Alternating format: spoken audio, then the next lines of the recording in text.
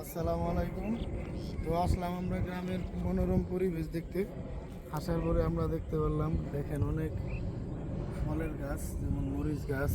মরিচের তো একটা ফল ওই, এই যে দেখতে পাচ্ছেন মরিচ গাছ। এই জায়গায় আছে লাউ গাছ, এই যে লাউ লাউ ফুল দেখতে পাচ্ছেন। আর এই জায়গায় আছে টমেটো গাছ, ওই যে টমেটো, এই যে টমেটো, যে টমেটো গাছ, এই যে টমেটো ধরছে, অনেক সুন্দর টমেটো। তো যারা কৃষি কাজ করেন তাদের মাথায় অনেক বুদ্ধি। এক সাইডে হয়েছে আপনার ধান ক্ষেত, আর খালের ধার দিয়ে হয়েছে আপনার মরিচ গাছ, টমেটো গাছ। তো এইসব দেখলে আসলে নিজের মধ্যে একটা কাজ করে যে আসলে কৃষি কাজ করি।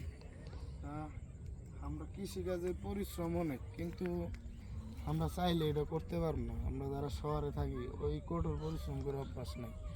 যারা গ্রামে থাকে তারা একমাত্র এই কাজগুলা করে থাকে। এই যে দেখেন টমেটো, কত সুন্দর টমেটো। আবার লাউ গাছ দেখা যাচ্ছে, সামনে আসো শুনি। লাউ গাছ দেখাইতেছি, এই যে লাউ গাছ, আবার বড় বড় লাউ দেখছি আমরা সামনে আসার সময়। এই যে সামনে দেখেন, সামনে আবার দাঁড়ার গাছ। তো এগুলো আমরা আসলে অনেক জেলায় তারা বলি, আর অনেক জেলায় বলি ডাঙ্গা। দাদা আমাদের এলাকায় ডাঙ্গাই বলে বেশি। অনেকে ডাকা কো অনেকে ডাটা কো আর তোকে দেখে কি কো অনেকে ডাটাও করে।